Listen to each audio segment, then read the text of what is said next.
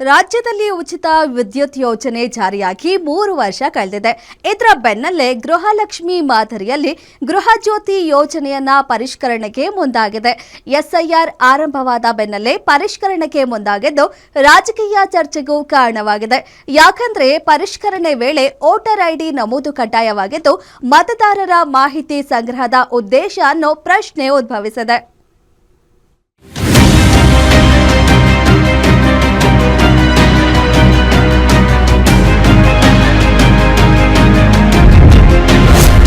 ಪರಿಷ್ಕರಣೆ ಹೆಸರಲ್ಲಿ ಮತದಾರರ ಮಾಹಿತಿ ಸಂಗ್ರಹಕ್ಕೆ ಮುಂದಾಯ್ತ ಸರ್ಕಾರ. ಉಚಿತ ಕರೆಂಟ್ ಬೇಕು ಅಂದ್ರೆ ಕೊಡ್ಲೇಬೇಕಂತೆ ವೋಟರ್ ಐಡಿ, ಜಾತಿ ಪತ್ರ.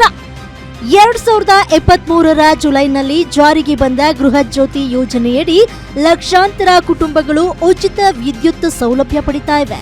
ಇದೀಗ ಯೋಜನೆ ಜಾರಿಯಾಗಿ 3 ವರ್ಷಗಳಾದ ಹಿನ್ನೆಲೆ ಫಲಾನುಭವಿಗಳ ಮಾಹಿತಿಯನ್ನ ನವೀಕರಿಸಲು ಸರ್ಕಾರ ಮುಂದಾಗಿದೆ.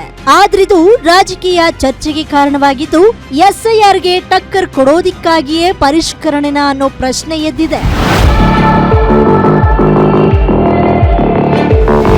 ರಾಜ್ಯದಲ್ಲಿರೋ 5 ಎಸ್ಕಾಂನ ಸಿಬ್ಬಂದಿ ಪರಿಷ್ಕರಣೆ ಹೆಸರಲ್ಲಿ ಮನೆಗಳಿಗೆ ಭೇಟಿ ನೀಡಿ ದಾಖಲೆಯನ್ನ ಪರಿಶೀಲಿಸ್ತಾ ಇದ್ದಾರೆ.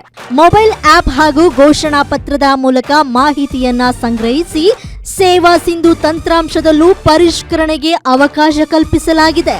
ಗೃಹಜ್ಯೋತಿ ಹೆಸರಲ್ಲಿ ವಾಣಿಜ್ಯೀಕರಣಕ್ಕೆ ಬಳಕೆ ಮಾಡಲಾಗ್ತಿದೆಯಂತೆ.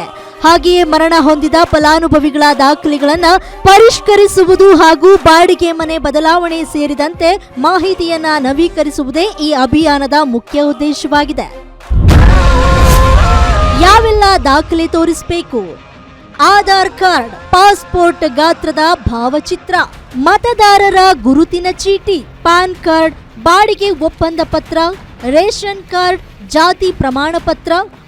ಒಟ್ಟಾರೆ ಗೃಹ ಜ್ಯೋತಿ ಯೋಜನೆಯ ಪರಿಷ್ಕರಣೆ ಆಡಳಿತಾತ್ಮಕ ಅಗತ್ಯವೇ ಅಥವಾ ರಾಜಕೀಯ ಲೆಕ್ಕಾಚಾರನ ಅನ್ನೋ ಚರ್ಚೆ ಮುಂದುವರೆದಿದೆ. ಈ ಬಗ್ಗೆ ಸರ್ಕಾರದ ಅಧಿಕೃತ ಸ್ಪಷ್ಟೀಕರಣದ ಮೇಲೆ ಎಲ್ಲರ ಚಿತ್ತ ನೆಟ್ಟಿದೆ. Ullas S Kiruvase, guarantee news, Bengaluru.